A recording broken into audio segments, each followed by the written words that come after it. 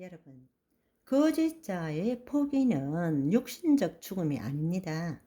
혼이 생각을 선택하지 않으므로 스스로 존재하고자 하는 나라는 주체가 없어지는 것입니다. 우리가 진정한 거듭난 자의 상태에 영적 존재가 되는 것입니다. 우리 안에 그리스도 의식이 태어나는 것입니다. 그것이 바로 예수 그리스도 안에서 부활의 삶을 사는 것입니다. 여러분, 이렇게 한번 생각해 봅시다. 자율주행 자동차 뭔지 아시죠? 이것과 한번 비유적으로 설명해 봅시다. 우리가 과거를 한번 생각해 보십시오. 내가 운전대를 놔버리고 운전할 수 있다고 상상이나 해본 적 있습니까? 너 죽으려고 작정한 거야? 우리가 운전대를 놓고 자동차를 운전한다는 것은 죽는 거나 마찬가지예요. 그러나 지금은 어떻습니까? 내가 운전대를 놓아야만이 자율 운행이 가능한 것입니다. 그런데 우리는 너무나 오랫동안 익숙해졌기 때문에 운전대를 놓는다는 것은 죽음 그 자체에 두려움 그 자체입니다. 그렇지만 생각해 보십시오. 이미 자동차 내의 모든 시스템들이 인공위성과 연결되어 있고 인공지능으로 움직여져 가고 있습니다. 눈앞에 있는 그 모든 것들은 그것이 뭐라 할지라도 내가 내 운전대를 놓을 때라야만이 자율주행이 가능하다는 것입니다. 이와 마찬가지로 우리가 거듭날 때에 하나님과 생명적으로 연결되어 있고 우리 안에 신성과 원복이 임하였습니다. 따라서 우리가 거짓자를 포기할 때 비로소 하나님이 우리에게 계획하신 삶이 우리를 통해서 나타난다라는 사실입니다. 그렇지만 두려움을 직면해야 되는 것입니다. 내 삶을 그분께 드릴 때 거짓자가 없어지기 때문에 내가 어떻게 될지 결코 알 수 없습니다. 그렇습니다. 여러분, 자동차 핸들을 놓을 때 앞에 광경을 보면서 놓을 때 어떻게 될 건지 알아요?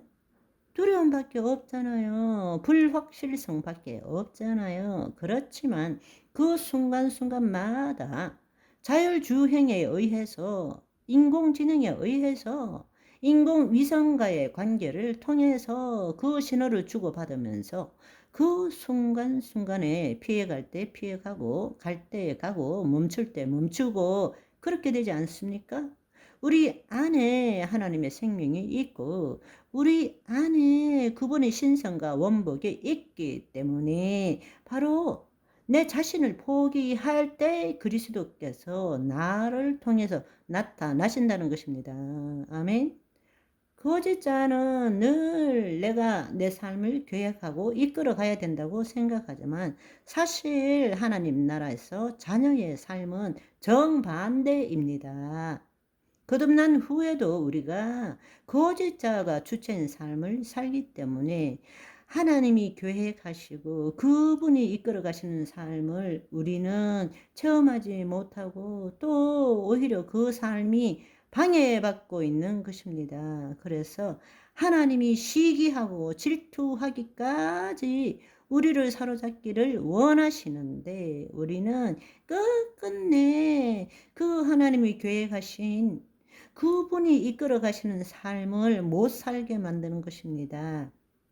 내가 알아서 살게요.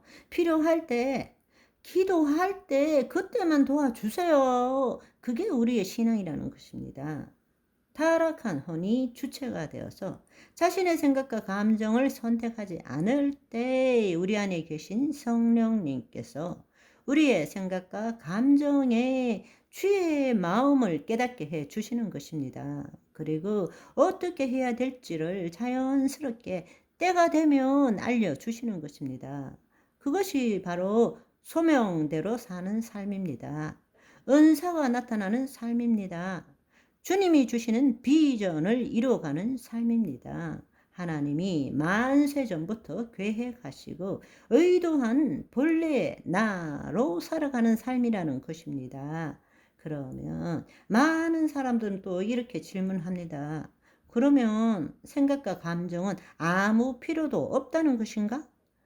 아니요. 그렇지 않습니다. 우리가 그리스도 안에 거할 때 우리는 자신의 생각과 감정에 묶이지 않게 됩니다. 모든 형상, 사건, 상황을 있는 그대로 허용하게 됩니다. 그리고 그것들이 내 존재에 아무런 영향을 미치지 못한다는 것을 체험하게 됩니다.